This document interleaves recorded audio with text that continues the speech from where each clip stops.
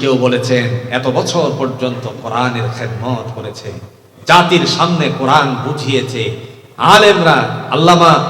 আল্লামা শেখুল হাদিস রহমাতুল্লাহি আলাইহি, আল্লামা আজিজুল হক সাহেব রহমাতুল্লাহি আলাইহি 50 বছর হাদিস পড়াইছেন, কিন্তু জালেমের কারাগারে ওযু করার পানিটা পর্যন্ত পায় নাই।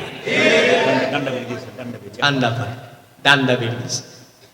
মরহুম আল্লামা দেলোয়ার হোসেন সাইদি রাহিমাহুল্লাহ জমিন থেকে যখন বিদায় হয়ে গিয়েছিলেন, কিছুক্ষণ পরে গোটা পৃথিবীতে আল্লাহ ধাক্কা দিয়ে বুঝিয়ে দিলেন মৌতুল আলেম কা মৌতুল আলম। কথা বলেন ঠিক? মুহাদ্দিস আব্দুল্লাহ বিন মুবারক রাহমাতুল্লাহি আলাইহি তিনি যখন গ্রাম ছেড়ে চলে গিয়েছিলেন, লোকেরা কাসিদা বানায়া বলছিল যে আমার গ্রাম থেকে আব্দুল্লাহ বিন মুবারক যেদিন চলে গেছে, এই গ্রাম থেকে নূর বমানা হেদায়েত উঠে গেছে। এরপরে আব্দুল্লাহ বিন মুবারক রাহমাতুল্লাহ আলাইহি দাঁড়ায় দাঁড়ায় বলতেছে, ও আল্লাহর বান্দি, আপনার বাড়ি কোথায়? উদ্দেশ্য হলো যত কথা বলে সব আরবিতে উত্তর দেয়। এখন আপনাদের ধরেন বেলকসি তো আর কোরআনে এই নামে নাই নাকি?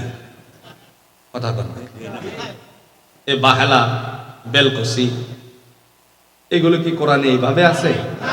কিন্তু এই মাটির কথা আছে, জায়গার কথা ওইভাবে আছে। আল্লাহ বলছেন আল্লাযী খালাকাস সামাওয়াতি ওয়াল আরদ তিবাকা, আমি আকাশ আর জমিনটারে স্তরবিন্যাস করে সৃষ্টি করেছি।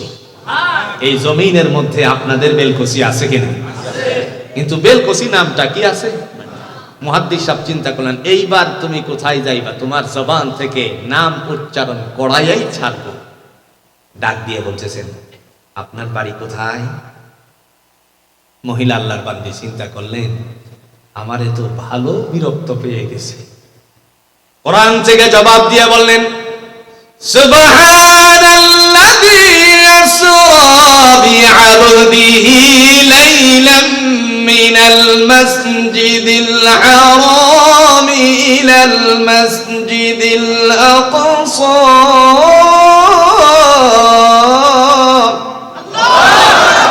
মহামান্বিত তিনি হলেন সত্তা, যিনি তার বান্দাকে মসজিদে হারাম থেকে মসজিদে আকসা পর্যন্ত ভ্রমণ করালেন। তার মানে তিনি বোঝাতে চাইলেন, আমি এখন আছি বাইতুল্লাহ, আমার বাড়ি হলো জেরুজালেমে মসজিদে আকসার কাছে। সুবহানাল্লাহ। যেই কথাটা বলল, মুহাদ্দিস সাহেব চিন্তা করে বলতেছেন, তার সাথে আর পারলাম। সুবহানাল্লাহ বলতেন না? ও আল্লাহর বান্দি, আমি আপনাকে সহযোগিতা করতে চাই, আপনারে বাড়ি পর্যন্ত পৌঁছাতে চাই। তিনি বললেন, আল্লাহ পাক রব্বুল আলামিন তোমাকে উত্তম বদলা দান করুক। এই কেবলমাত্র চাদরের নিচ থেকে বের হচ্ছেন, এতক্ষণ পর্যন্ত যা কথা হয়েছে সব চাদরের নিচ থেকে। চাদরের নিচ থেকে বের হওয়ার পরে মুহাদ্দিস সাহেব দেখলেন, যার সাথে কথা বলেছেন তিনি 80 ঊর্ধ্ব বয়সের আল্লাহর একজন বান্দি। মুহূর্তের মধ্যে ডেকে বললেন, আপনি রেডি হয়ে আসুন, আমি উটটাকে নিয়ে আসতেছি। সামনে যখন উট নিয়ে গেলেন, উট নিয়ে যাওয়ার পরে আল্লাহ পাক রব্বুল আলামিনের বান্দির দিকে তিনি একটু বড় চোখে তাকায় আছেন, কারণ উঠে উঠতে গিয়ে বয়সের ভারে তো পড়েও যেতে পারে, এই উদ্দেশ্য ছিল তার। একটা কথা খুব সহজ করে আপনারা বুঝবেন, লুঙ্গি পরে যদি রিকশায় ওঠেন, জুড়ে বলুন তো, শরীরের কিছু অংশ খোলা হয়ে যায় কি যায় না? প্রকাশিত হয় কি হয় না?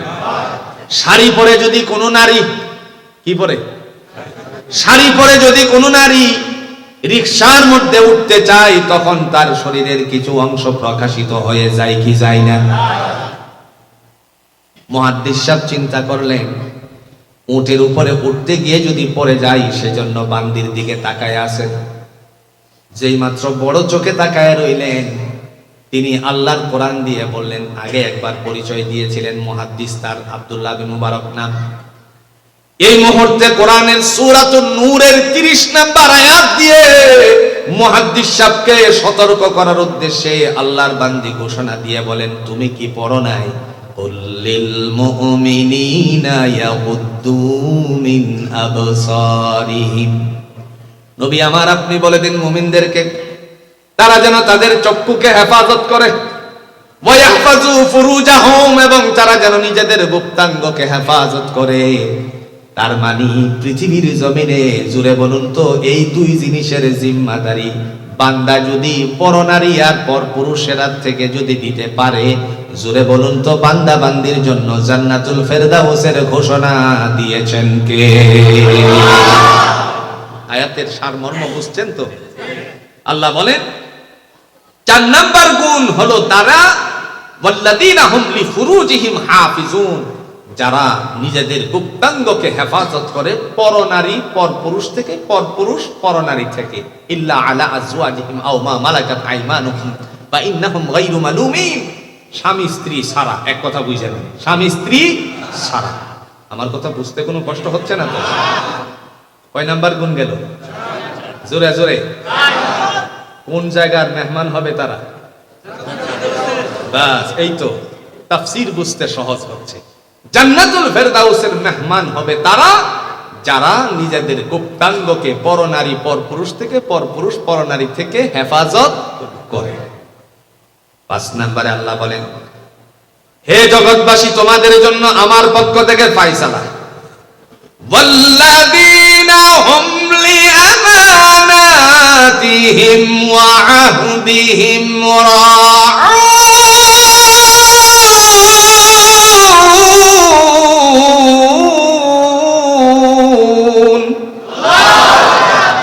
দয়াময় রব্বুল আলামিন তিনি ডাক দিয়া বলেন, তারাই হলো জান্নাতুল ফেরদাউসের মেহমান, যাদের কাছে আমানত রাখার পরে খেয়ানত করে নাই। কথা বুঝেন নাই? দিল